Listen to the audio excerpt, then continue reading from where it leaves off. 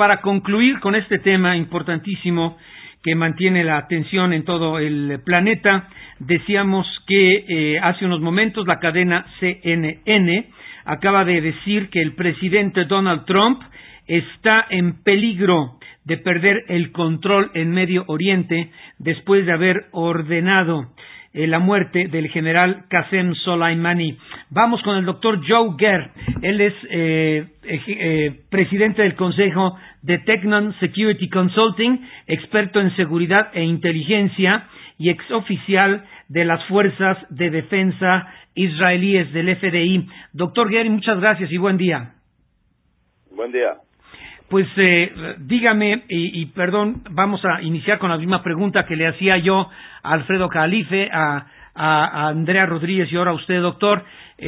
Sin la complacencia o la coordinación de Estados Unidos con los gobiernos de Rusia y China, con Israel pegado a la Unión Americana, pues imposible que se pueda desatar o prácticamente imposible que se pueda desatar una guerra mundial por este ataque que ordena el señor Donald Trump y la muerte del general Qasem Soleimani.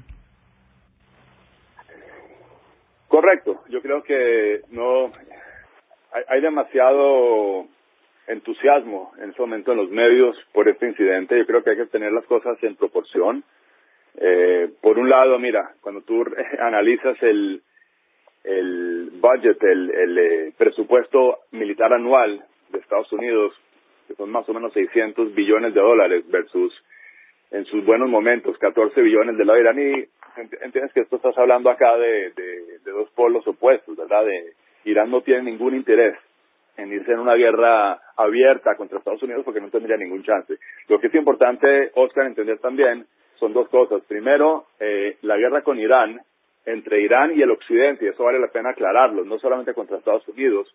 Si tú te vas a la historia de este conflicto desde el 79 y de la ideología de los ayatolas que están hoy en día en el poder, básicamente es una ideología que quiere dominar el mundo, quiere hacer básicamente el mismo tipo de califato que quería hacer el Estado Islámico, con dos diferencias. Una, que ISIS o el Estado Islámico venía de una ideología suní, y por supuesto Irán, este régimen viene de una ideología chiita. Esa es una diferencia. La segunda es en el tiempo. Los del Estado Islámico lo querían hacer ya y de hecho lo empezaron a hacer en Irak y Siria. Irán tiene un plan estratégico a muy largo plazo y de hecho el factor tiempo acá entre el Occidente y la forma como ellos entienden el tiempo, mientras que en el Occidente hablamos de días y de horas, inclusive a veces en el mercado de valores de segundos, estos mulas en Teherán hablan en términos de milenios de años. A ellos no les importa si se demoran 2000 años en conseguir su objetivo, pero poco a poco lo van haciendo. En ese contexto, el señor Qasem Soleimani básicamente era el comandante de la fuerza Quds, que era la fuerza que estaba encargada de este proyecto a largo plazo a nivel mundial. Y él tenía la misión específica de empezar por el Medio Oriente, ¿ok? De hecho, el Quds, él como comandante del Quds tenía 5 frentes de los cuales él era encargado. Todo el teatro, lo que es Líbano, Irak, Siria, sureste de Asia y, muy cercano a nosotros, Suramérica.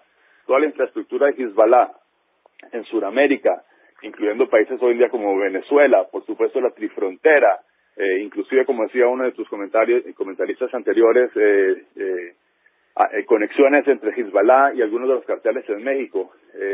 Son cosas que tienen su razón de ser en el contexto de otra vez estratégico de largo plazo de Hezbollah, y en ese sentido la eliminación de este señor Qasem Soleimani básicamente a largo plazo hace el mundo mucho más seguro. A corto plazo sí, es verdad que va a haber algo de conflicto puntual. Nuevamente, yo no creo que Irán quiera hacer ningún tipo de, no se quiere echar encima la fuerza militar americana encima de sus ciudades, pero sí, posiblemente va a llevar a cabo algún tipo de ataque porque le toca, también en su ideología, ellos tienen que vengar la muerte de este comandante, y lo van a hacer posiblemente mediante sus proxies, bien sea Hezbollah, en Europa, en el mismo Medio Oriente o inclusive en Sudamérica, porque siempre les conviene a ellos usar a Hezbollah porque se pueden decir que no fueron ellos, que sí fueron ellos, así como pasó por ejemplo en la AMIA en Argentina. Entonces es una forma muy conveniente de pegarle al Occidente y al mismo tiempo no echarse el enemigo encima. Pero otra cosa que te quería decir, Oscar, es que recordemos que este conflicto no empieza ahora. Este conflicto lleva ya años, ¿okay? Desde el 79 exactamente, y es una guerra. Nosotros también hoy en día la gente cuando escucha guerra, estamos pensando en términos antiguos, estamos pensando en guerra de tanque contra tanque, avión contra avión. Hoy en día este tipo de guerra asimétrica es diferente y existe hace mucho en varios frentes.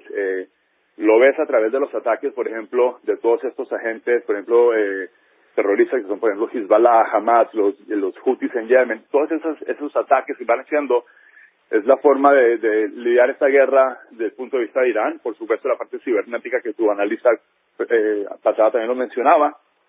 Y por el otro lado, la parte, digamos, occidental contra Irán, la ves más bien representada en el hecho de que algún científico nuclear en Irán de repente tuvo un grave accidente o se enfermó. Ese es el tipo de guerra que estamos viendo y lleva así hace bastantes años. Así que hay que calmar un poco esa retórica de que va a pasar algo y la Tercera Guerra Mundial. Eso no va a ocurrir.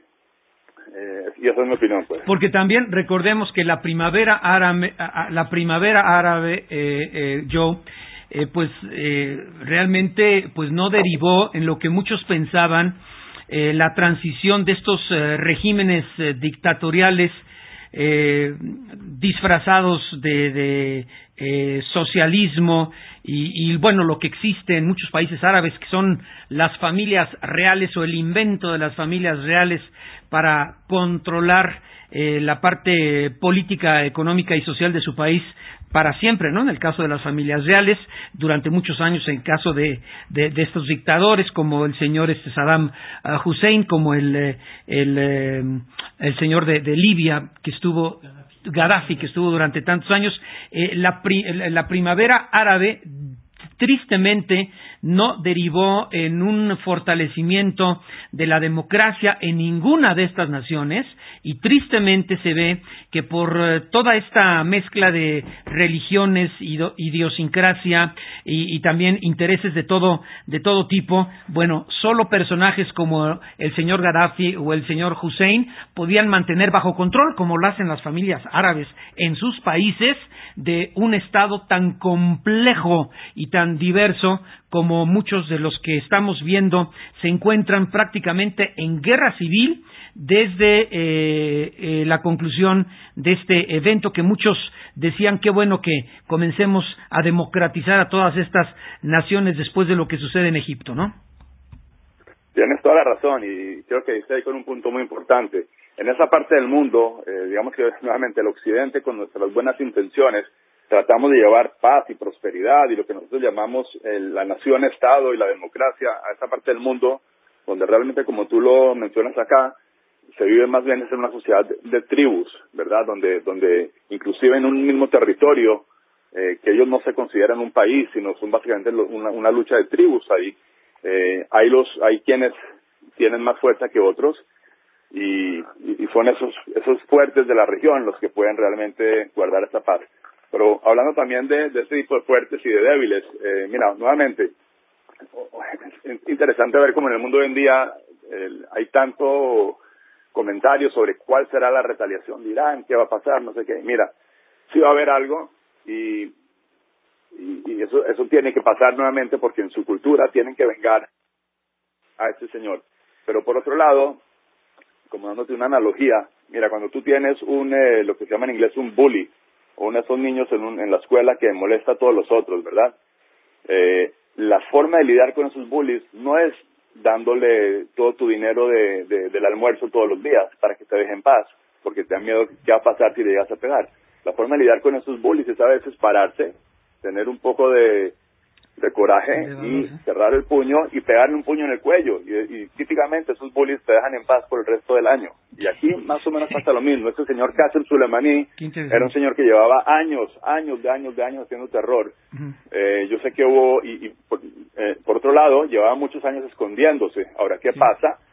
Con los últimos acontecimientos, donde, si te recuerdas, hace como 4 meses, por supuesto, el ataque contra la petrolera en Arabia Saudita, y unas semanas antes de eso, el ataque contra los tanqueros, no hubo retaliación. Entonces, los iraníes entendieron o pensaron que básicamente tenían el mismo tenían una persona que estaba hablando solamente en la Casa Blanca, así como venía pasando 8 años antes. Y inclusive los europeos les decían, no se preocupen, nosotros vamos a convencerlo a que vuelvan. Entonces eso le dio a este señor Soleimani la audacia de salir y no esconderse más y de ser un poco más abierto, y por supuesto se dio ahí la oportunidad y el presidente Trump hizo lo que hizo y todo lo demás es historia.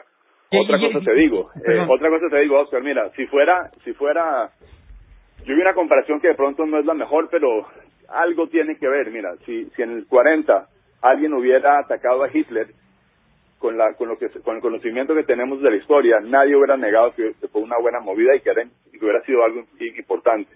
Lo que está pasando acá hoy en día es que ya, y yo por supuesto sin entrar al campo político, pero sí lo veo, que por el hecho de que el señor Donald Trump es el que dio esta orden, entonces hay una cantidad de comentarios y que sí, que si no, pero que este señor tenía que irse al otro mundo hace muchos años, eso es un hecho. Y si tú comparas desde la última vez, el último intento o oportunidad de asesinato que hubo, que fue en el 2009 y que no se llevó a cabo, si tú miras el daño y la cantidad de muertes que él generó desde el 2009 hasta este año, entiendes que este mundo es más estable sin una persona así.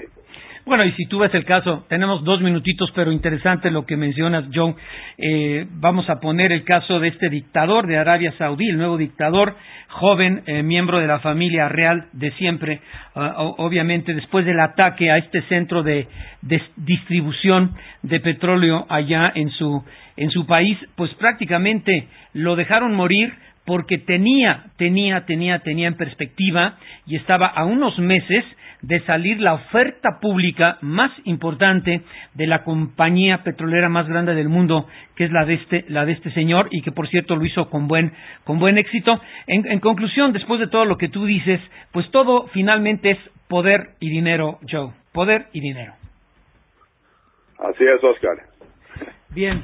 Nada ha cambiado en ese sentido. Nada ha cambiado en ese sentido. Y pues el resto del mundo, que somos, ¿qué? 7.500 millones, pues nada más nos pasamos como el chinito, milando y espelando. En fin, doctor Joe Guerr, presidente de Tecnon Security Consulting, experto en seguridad e inteligencia y ex oficial de las Fuerzas de Defensa Israelíes de FDI. Apreciamos mucho tu tiempo en este espacio, ¿eh? Un gusto. Gracias.